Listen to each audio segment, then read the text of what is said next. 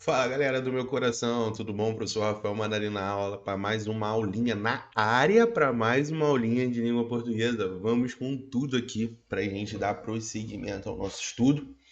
Hoje a gente já vai entrar, a gente já vai ver um pouquinho o que diz respeito à sintaxe, tá? Mas depois a gente vai voltando, vai reforçando esse conteúdo, beleza? Para ficar tudo show de bola, para ficar tudo legal. Então, vamos saber hoje um pouquinho de frase, mas, cara, hoje é o assunto, um dos assuntos mais cobrados em concurso, que é o assunto das conjunções dos elementos coesivos. Beleza? Então, vamos que vamos, slide na tela. Primeiro vamos ter alguns conhecimentos básicos aqui, ó. Frase, oração e período. O que é frase, turma? Frase é qualquer mensagem que encerre sentido, havendo ou não verbo. Então, a frase ela tem que ter um sentido, tá? Ela tem que passar uma informação, só que ela pode ter ou não um verbo. Se a frase contém verbo, chama-se frase verbal, mesmo que o verbo esteja o quê, turma? Implícito.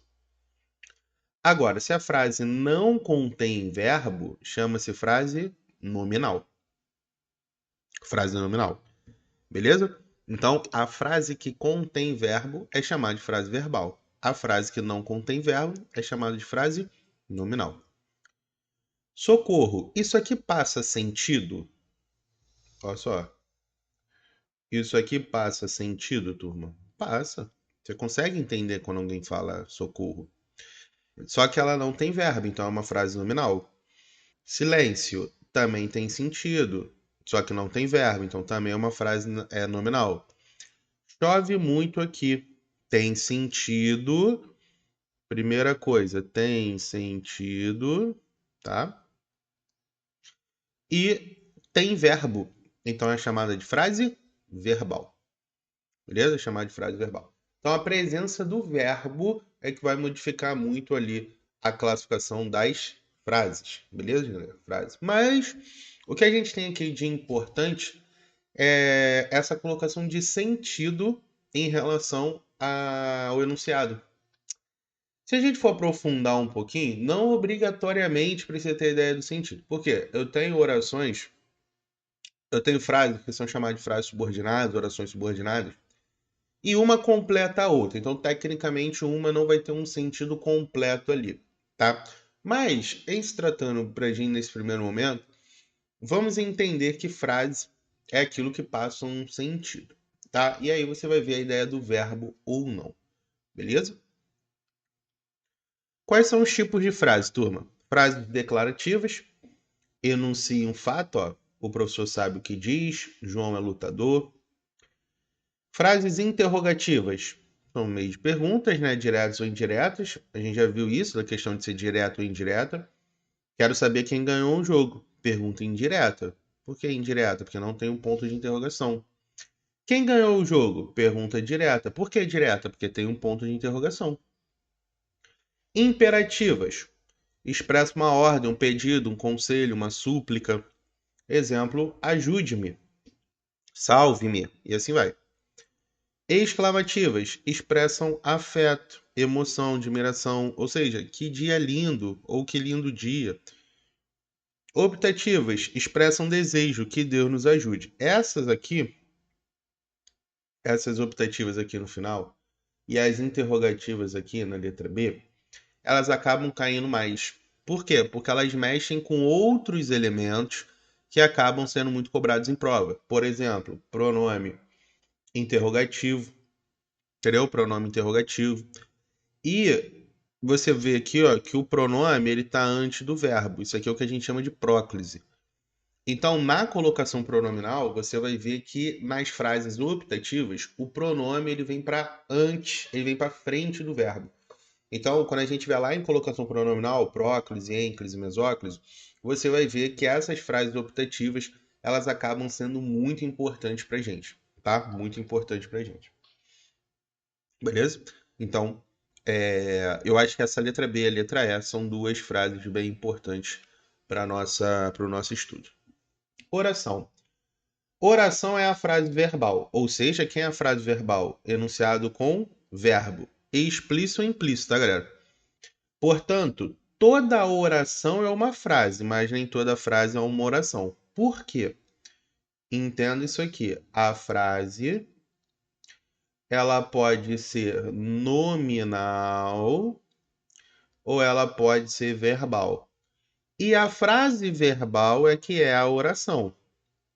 Então, ó, toda oração é uma frase, mas nem toda frase é uma oração, porque essa frase nominal aqui, ou seja, aquela sem verbo, não vai ser uma oração. Beleza, galera? Tranquilo? Então, ó, ela viajará amanhã. Viajará é verbo. Viajará é verbo. Então, aqui eu tenho uma oração. Então, o que que você precisa aprender aqui, turma? Que a oração, a quantidade de orações é determinada pela quantidade de verbos que se apresentam dentro daquele período.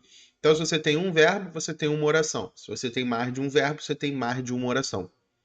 Fechado? Então, oração, você tem que caçar o verbo. Você tem que caçar o verbo. Quando eu falo que ela vai viajar amanhã, a gente já estudou esse conceito aqui de locução verbal. A gente já estudou esse conceito de locução verbal. E o que é uma locução verbal, bebê? Locução verbal é quando eu tenho mais de um verbo que equivale a um verbo. De novo, mais de um verbo equivalendo a um verbo.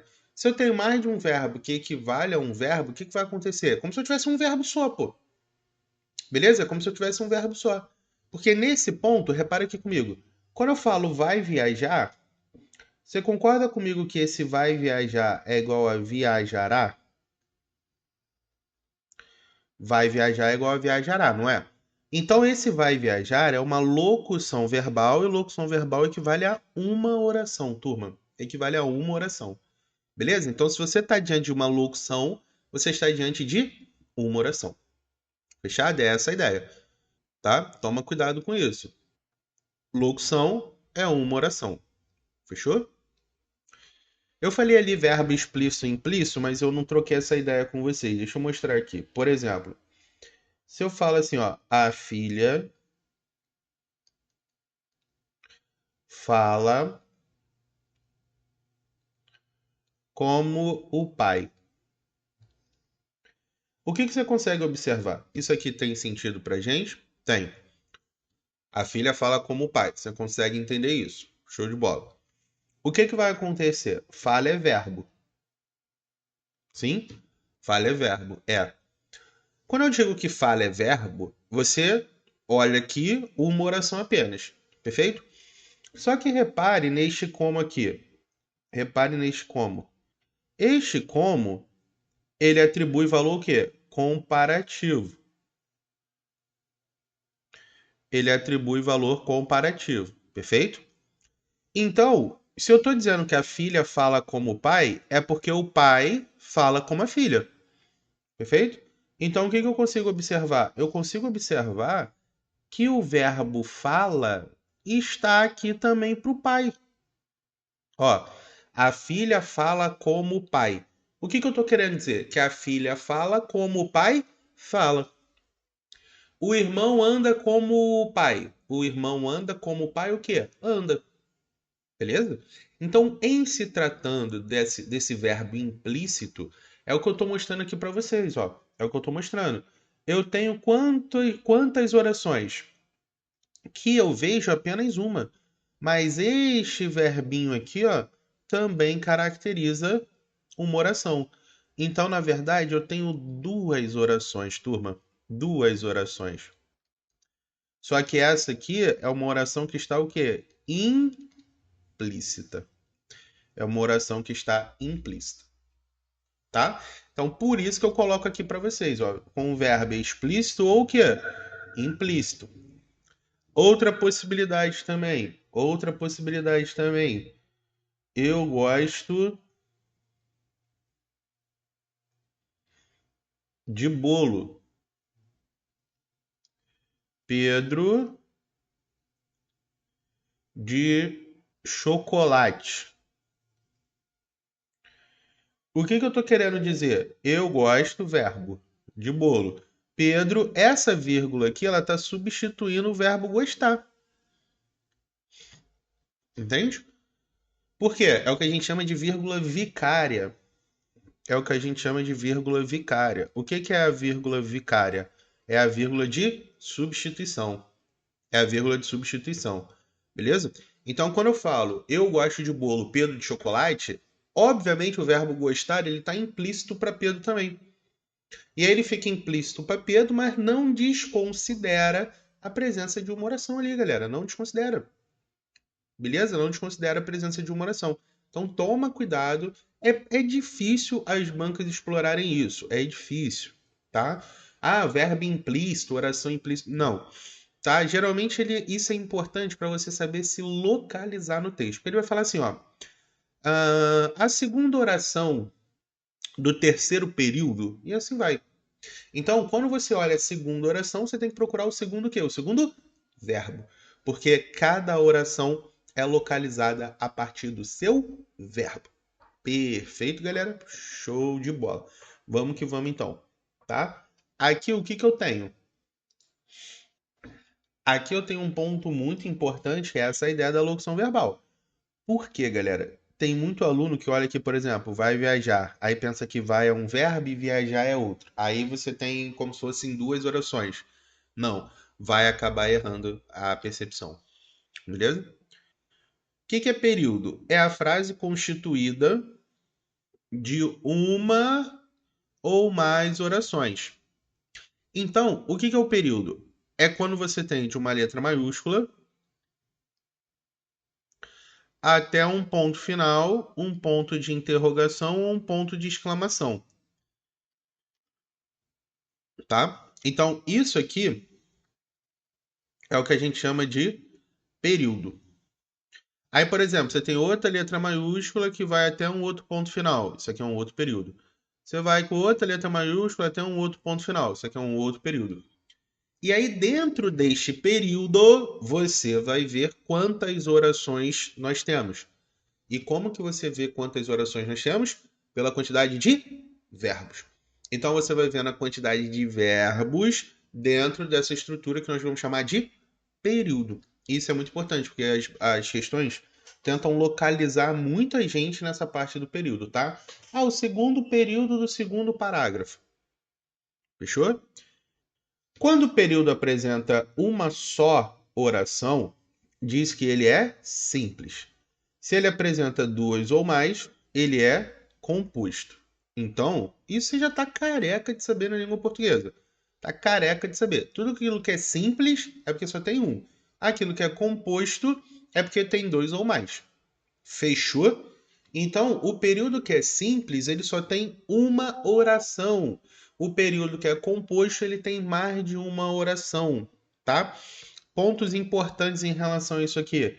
Vírgula, vírgula não encerra período. Vírgula não encerra período, tá? Não encerra período. Então, se você tem uma vírgula, você não termina o período naquela vírgula, mas você pode terminar uma oração, tá? Você pode terminar a oração. Por exemplo, repare aqui no que eu vou colocar para vocês. Deixa eu ver aqui. Eu liguei para você. Para você não. Eu liguei para o meu irmão. Mas ele não atendeu. Beleza. Liguei é verbo, atendeu é verbo. Fechou? E aí, nesse caso, então, olha só, letra maiúscula aqui até o ponto final. Então, aqui eu tenho um período. Beleza? Eu tenho um período. E aí, dentro desse período, eu tenho dois verbos. Então, eu tenho duas orações. Se eu tenho duas orações, este período é um período o quê, turma? É um período composto. E depois a gente vai estudar período composto por coordenação, período composto por subordinação. Olha essa vírgula aqui. Essa vírgula aqui, ela não encerra o período está sendo encerrado aqui no ponto. Mas ela consegue marcar para a gente o limite da primeira oração. Com certeza, ela consegue marcar para a gente o limite da primeira oração. Então, por exemplo, quando eu falo aqui, ó, eu liguei para o meu irmão, isso aqui não te dá um sentido? Não te passa uma informação com sentido? Passa. Essa aqui é a primeira oração. Mas ele não atendeu, ó, isso aqui é um outro sentido que se opõe ao primeiro. Então, isso aqui é a segunda oração. Só que essa vírgula aqui, ela não está encerrando o período, mas ela está delimitando a primeira oração. Beleza? Ela delimita a primeira oração. Quando ela delimita a primeira oração, isso te ajuda. Ah, Rafa, então quer dizer que sempre a vírgula para com isso, né? Para com isso. Não é o que eu estou falando, que sempre a vírgula vai mostrar onde termina uma oração. Não falei isso? Falei que a vírgula pode delimitar uma oração, que é esse caso aqui que eu estou mostrando para vocês.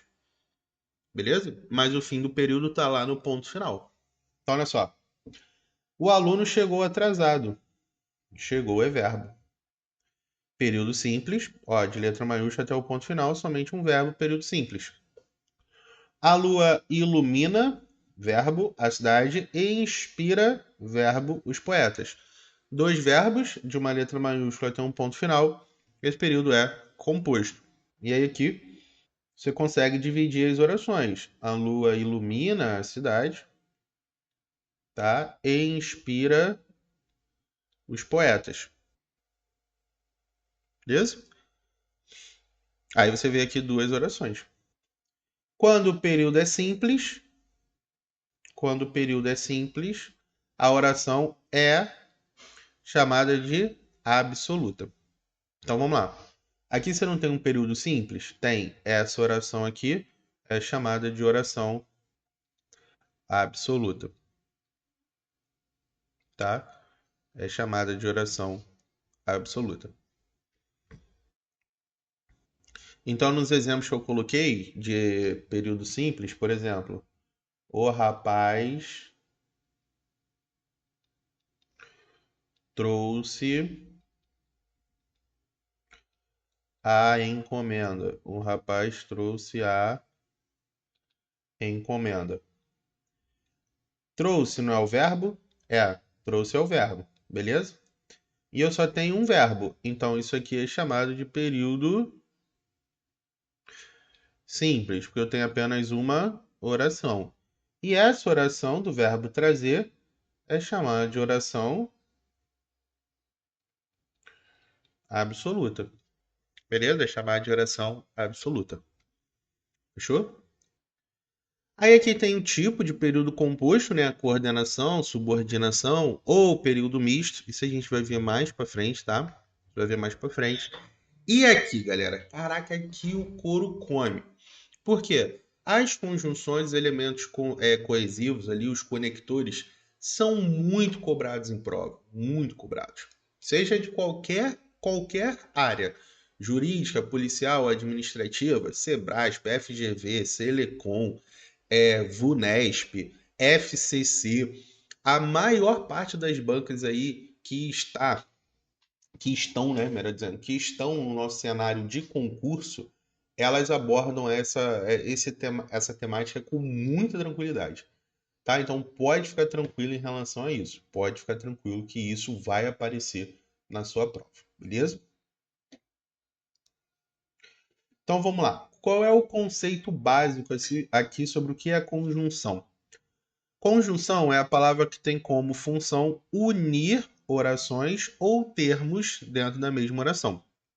Então, quando eu falo unir, ligar, você trabalha aqui essas conjunções, elas são fortes elementos coesivos, tá? Porque a coesão, nós vamos ver isso, mas a coesão na língua portuguesa, ela tem a ver com a conexão entre os elementos, a junção, ligar um elemento a outro, tá? Então, a conjunção, tá? Ela pode aparecer como um forte elemento coesivo. Ponto importante em relação à conjunção: termo invariável, tá? São termos invariáveis, não exercem função sintática, não exercem função sintática, perfeito? Então, assim, uma conjunção é sujeito, que não sei o que. Não, elas não exercem função sintática. A função principal é uma função de conexão entre elementos ou entre orações, beleza? Até mesmo parágrafos e tal. Mas a gente não tem a conjunção funcionando como sujeito, como objeto direto de uma oração. Não tem. A gente está falando somente de um aspecto de sequencializar o texto, ou seja, dar sequência a esse texto. Então, repare aqui: João e Maria casaram e viajaram. Casar é verbo e viajar é verbo. Então, nesse ponto aqui, eu tenho duas orações. Esse é o meu período que, turma? Fala composto aí. Composto, período composto, porque eu tenho mais de uma oração, perfeito? E aí, cadê as minhas orações, Rafa? Então, aqui, ó. João e Maria casaram, beleza? A informação do primeiro verbinho. Viajaram é a informação do segundo verbinho. Beleza. E tem esse e. Tudo bem que esse e ele vai fazer parte da segunda oração, mas só para a gente ter essa diferença aqui. Esse e aqui e esse e aqui desempenham papéis de conectar, desempenham papéis de unir. Agora vamos ver o que eles estão unindo, né? Esse e liga João a Maria. Como João e Maria são dois substantivos, né, substantivos próprios, eles estão ligando termos. Agora, esse segundo E aqui liga essa estrutura, João e Maria casaram, a essa estrutura viajaram. Ou seja, ele está ligando duas estruturas com verbos. Então, ele liga duas orações. Beleza, galera? Então, se eu falo assim, ó, fomos ao mercado e compramos pão e queijo, tá? Fomos ao mercado e compramos pão e queijo. Fomos é verbo, compramos é verbo. Então, este primeiro e está ligando duas orações. Ele está ligando orações. Agora, compramos pão e queijo, esse e está ligando pão a queijo. Então, esse e não liga oração, esse e liga termos, tá? Então, toma cuidado com isso aqui, porque o aluno vê o conector, ele já acha que tem uma oração e ele acaba perdendo questão que tecnicamente é tranquila, tá? Que tecnicamente é tranquila. Vamos ver a classificação dessas conjunções e locuções coordenativas. O que é uma locução, principalmente uma locução conjuntiva? Uma locução conjuntiva é um grupo, tá? Grupo de palavras que funciona exatamente como um conector, tá? A gente vai ver muito essa locução nas subordinadas, mas já vai te adiantando esse conceito já, beleza? Qual é o bizu aqui das coordenadas, Rafa? O bizu das coordenadas é o ECA, tá? É o ECA. Aditivas, adversativas, alternativas, conclusivas e explicativas. Fechou? Então vamos lá. Quem são as aditivas? As aditivas expressam sentido aditivo, acréscimo, soma, adição, entre termos ou orações. As principais são o e o nem com valor de e não, turma. Tá? Então vamos lá. Ele estuda e trabalha. Esse e é soma, pô. Eu estou falando que ele estuda e trabalha, ou seja, estou adicionando uma outra ideia. Não estuda nem trabalha. esse nem, você concorda comigo que tem valor de não? Sim? E aqui você tem que observar o seguinte: eu tenho verbos, ó, estuda e trabalha, estuda e trabalha. São verbos. Então, esses meus períodos são períodos compostos, tá? Períodos compostos. E eles estão sendo ligados exatamente pelos conectores, pelos conectores. Um ponto importante, galera, é que esses conectores, né, essas conjunções, elas podem ter e que a gente vai usar daqui a pouco. Essas conjunções, elas também podem ser chamadas de síndeto, porque síndeto vem do grego e significa conector, tá? Então, quando a gente observar a palavra síndeto, daqui a pouquinho a gente vai ver em relação a isso. A gente vai ver que síndeto é conector, tá? Por vezes, o sentido aditivo pode ser estabelecido por grupos, sim, galera. E aí isso aqui é importante, tá? Não só seguido do mais também, não apenas seguido do como também, ou não somente seguido de um mais também. Às vezes esse também nem aparece, tá? Às vezes esse também nem aparece. Não só estuda, como também trabalha. O que eu estou querendo dizer? Estuda e trabalha. Beleza?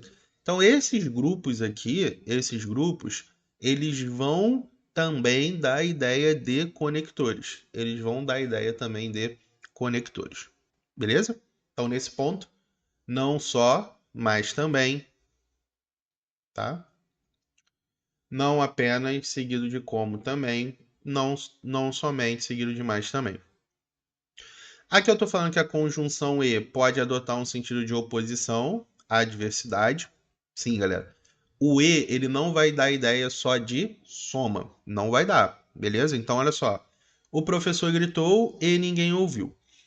Gritou é verbo e ouvir é verbo. Sim? Gritou é verbo e ouvir é verbo. Aqui, o que é importante a gente ter? O que é essa oposição? O que é essa adversidade? Essa oposição, essa adversidade, ela vai ser exatamente uma quebra de expectativa, tá? Uma quebra de expectativa. O que é essa quebra de expectativa, galera? Quando eu falo o professor gritou, qual é a expectativa que se gera? Alguém ouvir. Então, quando eu falo, pensa assim, pô, o professor gritou e ninguém ouviu. Esse e aqui, ele está iniciando uma oração que se opõe a essa primeira. Por que se opõe, Rafa? Preste atenção no sentido da primeira oração. O professor gritou, ah, e ninguém ouviu. Aí você olha e fala assim, pô, mas isso não é possível. Se eu grito, é para ser ouvido. Sim, se eu grito, é para ser ouvido. Então, a segunda oração, ela quebra a expectativa da primeira. Se ela quebra a expectativa da primeira, ela indica uma oposição, tá? Ela indica uma oposição. Então, esse E aqui, a maioria, acredito que a maioria das questões, ela não vai trabalhar que esse E é adversativo, mas ela vai trabalhar que esse E dá uma ideia de oposição, que esse E dá uma ideia de contraste, beleza? É igual, por exemplo, se eu digo assim, ó, liguei e você não atendeu.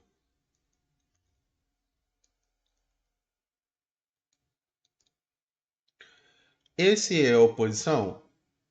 É, esse é oposição, tá? Por que esse é oposição? Qual é a expectativa de ligar, turma?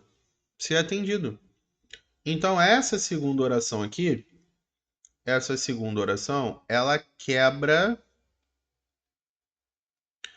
a expectativa, ela quebra a expectativa da primeira oração. E aí, nesse ponto, a gente tem que isso é uma adversidade. Beleza? Então, esse aqui, ele tem valor de mais. Tá? Ele tem valor de mais. Perfeito, galera? É essa a ideia. Show? O ele pode ter várias ideias, cara. Por exemplo, uma ideia que quase não se fala é a ideia dele de finalidade. Se eu digo assim, ó, depois de ontem,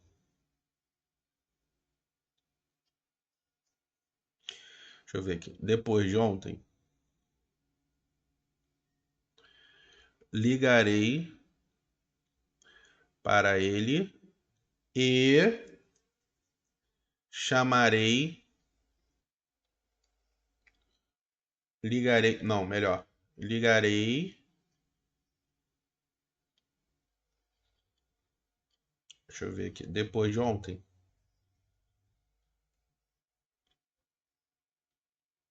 aqui ó, ligarei e lhe darei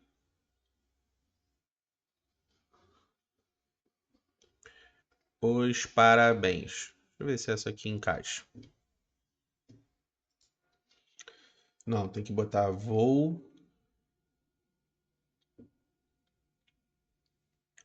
telefonar e lhe dar parabéns. Aqui, ó. Vou telefonar e lhe dar parabéns. Esse e tem valor de para. Vou telefonar com a finalidade. Então, esse e aqui não é soma, esse e aqui é finalidade. Então, já vimos o e soma, já vimos o e finalidade, já vimos o e adversidade. Então, o e ele tem vários valores semânticos, vários sentidos. Por isso que ele é muito explorado em prova. Por isso que o e vive caindo em prova. Beleza? Então, galera, fazer o seguinte: para não estender muita aula, eu vou interromper aqui e a gente continua no próximo bloco. Beleza? Tamo junto, galera. Até a próxima. Valeu!